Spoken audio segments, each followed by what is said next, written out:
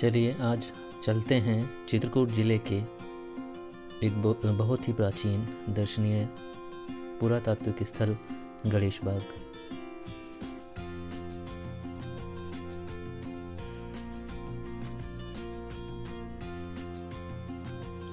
गणेश बाग चित्रकूट धाम करबी railway station से लगभग 5 किलोमीटर दूर सिद्धपुर गांव के निकट करबी देवांगना नाम से एक रोड है, वहां पर स्थित है।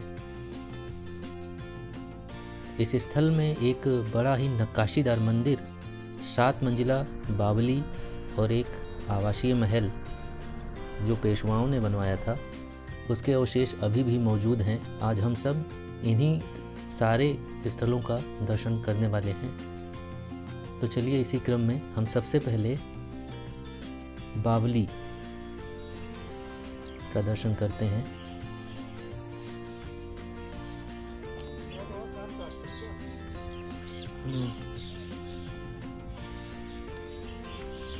किसी समय में ये पूरा स्थल बहुत ही भव्य रहा होगा, किंतु वर्तमान में काफ़ी जर्जर स्थिति में है और अब इसके अवशेष ही यहाँ देखे जा सकते हैं। ये है यहाँ की बावली।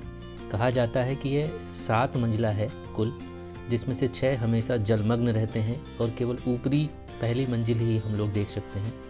तो हमें दिख भी रहा है कि पानी ऊपर तक भरा हुआ है और दीवारों की हालत काफ़ी बुरी है। आगे बढ़ने के लिए हमें दायां रास्ता लेना होगा, क्योंकि बाएं तरफ टूटकर छत गिर चुकी है।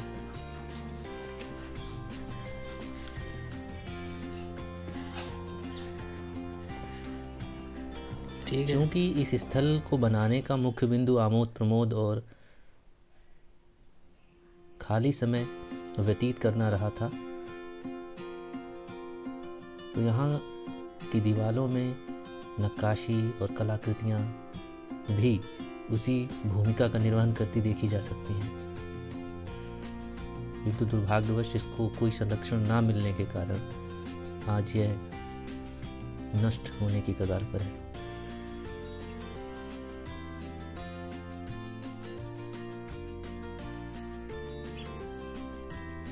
चूँकि बुंदेलखंड क्षेत्र हमेशा से पानी की किल्लत से जूझता रहा है, तो पेशवाओं ने एक अच्छा समाधान खोजा था बावली और कुएं का निर्माण कराकर।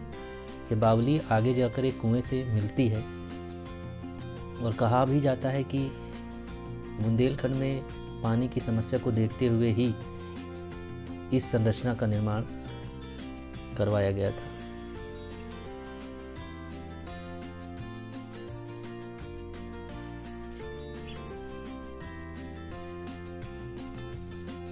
इतिहासकार बताते हैं कि राजा छत्रपाल से पेशवा बाजीराव प्रथम को बुंदेलखंड का 1/3 भाग उपहार में मिला था। तब मराठों ने यहाँ अपनी जड़ें जमानी शुरू की। मराठों ने बुंदेलखंड में कई किले, बावड़ी व मंदिर बनवाए थे। गणेश बाग का यह मंदिर भी उनमें से ही एक है। यह वो कुआं है जिससे ये बावली आकर मिलती है और ये भी 7 मंजिला गहरा है।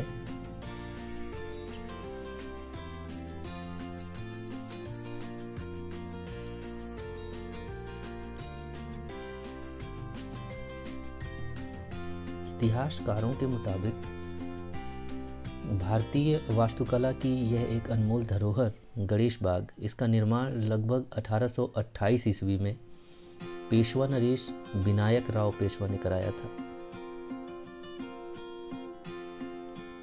विनायक राव जी इस स्थल का उपयोग मुख्यतः गर्मियों के दिनों में प्रवास के लिए करते थे।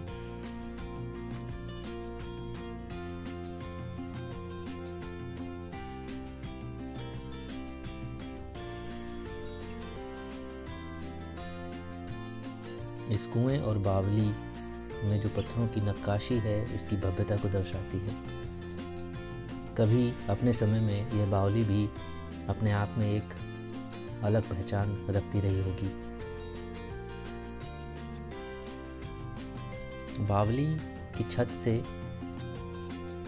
हमें पूरे गणेश बाग प्रांगण का दृश्य दिख जाता है।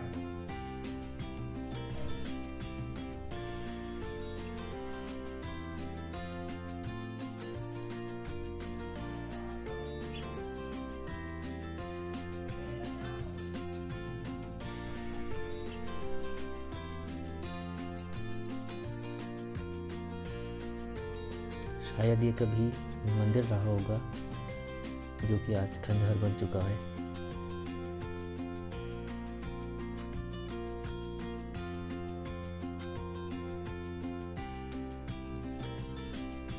इस मंदिर से आगे बढ़ने पर हमें मिलता है एक तालाब। इस खूबसूरत तालाब के पास 2 मंजिला मंदिर बना हुआ है।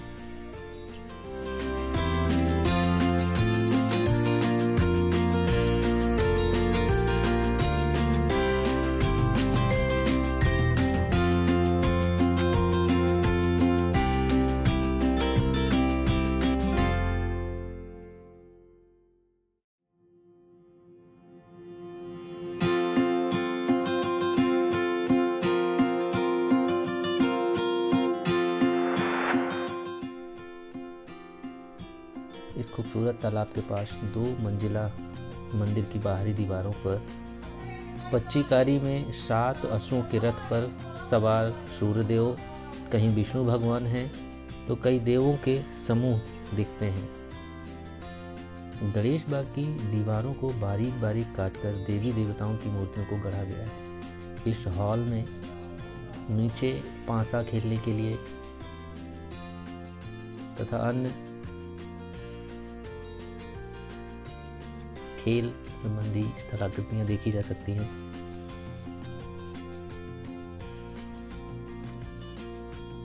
इस खूबसूरत तालाब के किनारे बनाए गए इस षटकोणी पंच मंदिर में नागर शैली के दर्शन होते हैं, जो हूबहू खजुराहो की वास्तुकला की तर्ज पर बना हुआ है। मंदिर का आंतरिक हिस्सा खजुराहो की कला की शैली जैसा ही दिखता है, इसलिए इसको मिनी खजुराहो भी कहा जाता है।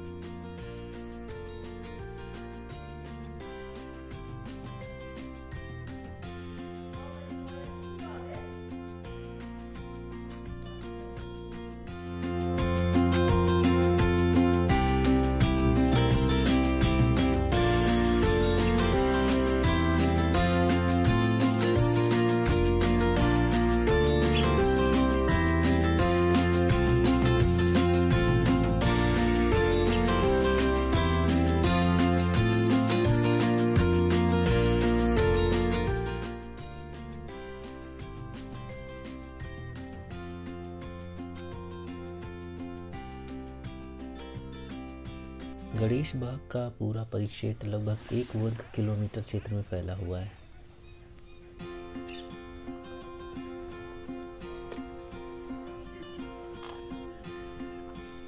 नागर शैली की विशेषता है कि ऊंची जगत बनाकर मूर्तियां बनाई जाती हैं और यहाँ पर भी इस शैली का बखूबी उदाहरण देखा जा सकता है।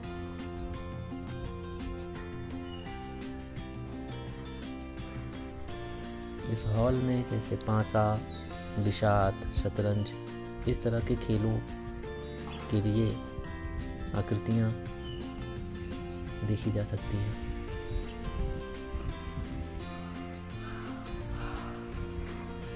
आगे बढ़ने पर हमें एक स्नानागार दिखता है।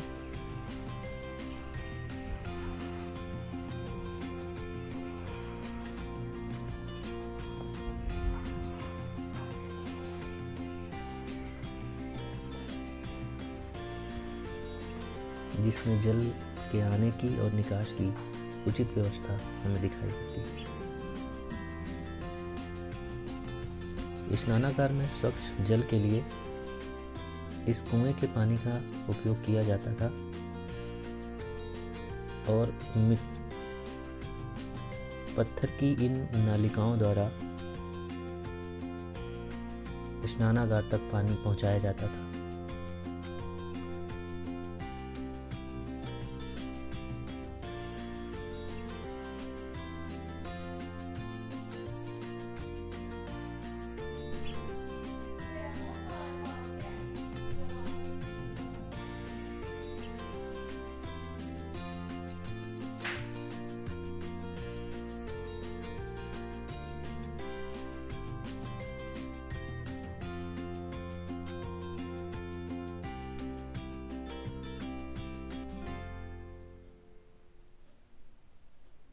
ये पानी आने के लिए है, ये पानी निकलने के लिए। पास में ही वस्त्र बदलने के लिए गुंबद के दोनों तरफ 2 कक्ष दिए गए हैं।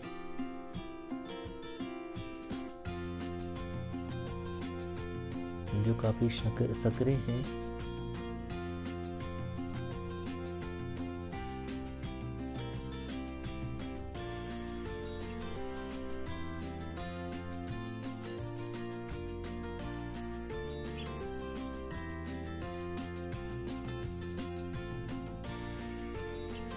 क्योंकि यह मंदिर 2 मंजिला है तो चलिए इसकी छत पर जाकर देखते हैं। छत पर आने पर हमें सबसे पहले मंदिर के 3 गुंबज दिखते हैं, जिनमें देवी देवताओं की सैकड़ों मूर्तियां उकेरी गई हैं। गुंबद पे उकेरे गए यही चित्र इस मंदिर को, इस पूरे प्रांगण को मिनी खजुराहो की संज्ञा दिलाते हैं।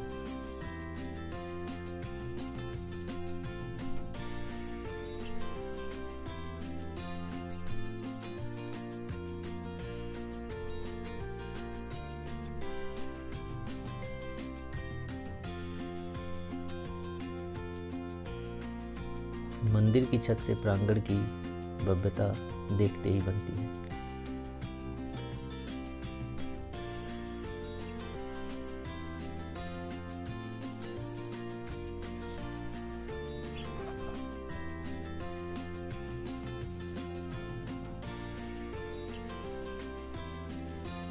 मंदिर के बगल से ही राजाओं और उनके सेनापति, मंत्री आदि सहयोगी अधीनस्थ उनके रहने के लिए भी कमरे, महल आदि बने हुए हैं। ये कहना कठिन है कि कौन सा भवन, कौन सी स्थलाकृति किस उपयोग में लाई जाती थी। एक अनुमानतः ये कहा जाता है कि जब भी राजा यहाँ आते थे तो अपने अधीनस्थ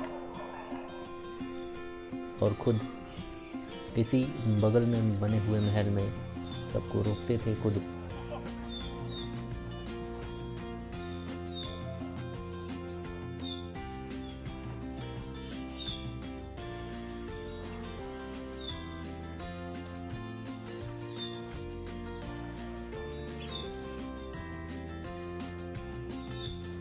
छोटे छोटे कमरों के बाद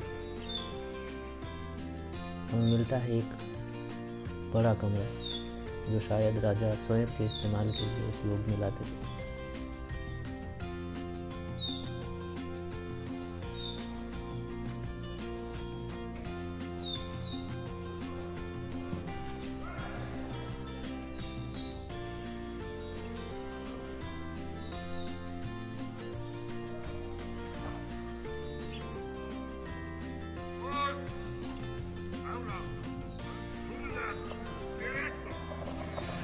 इन जंगलों का इस्तेमाल झरोखों की तरह किया जाता रहा होगा,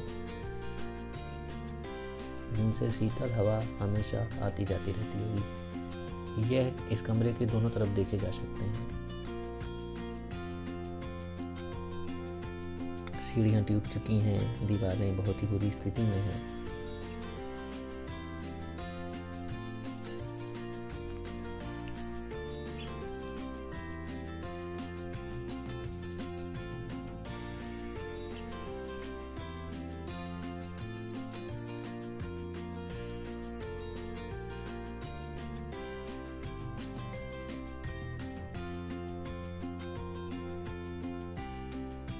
प्रांगण का मैदान कहा जाता है कि राजा घोड़सवारी के लिए इस्तेमाल करते थे।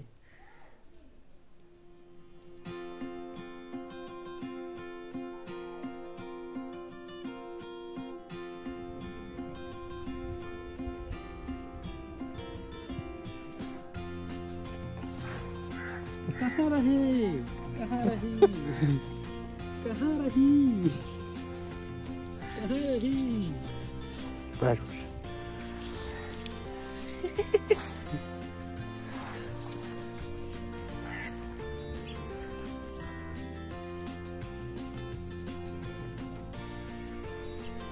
परिसर में एक मंदिर 5 तरफ से ऐसे ही मंदिरों से घिरा हुआ है, जो आपस में एक छोटे मार्ग के द्वारा कनेक्टेड हैं।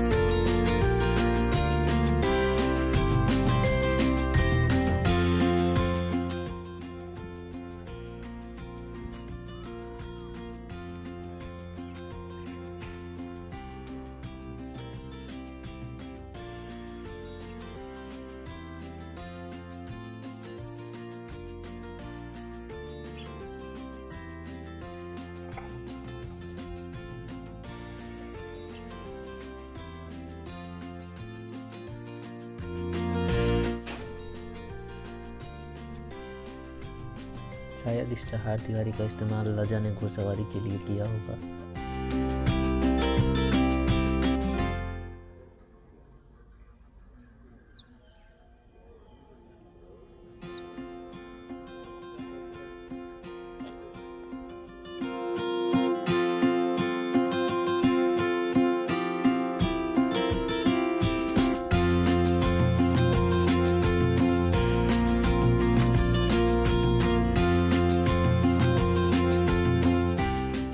आज की यात्रा यहीं तक, फिर कभी एक नई जगह में आपको लेकर चलेंगे और आपसे साझा करेंगे वहाँ के कुछ रोचक तथ्य। तब तक के लिए आपको छोड़कर जाते हैं कुछ फ़ोटोज़ के साथ। जय श्री राम।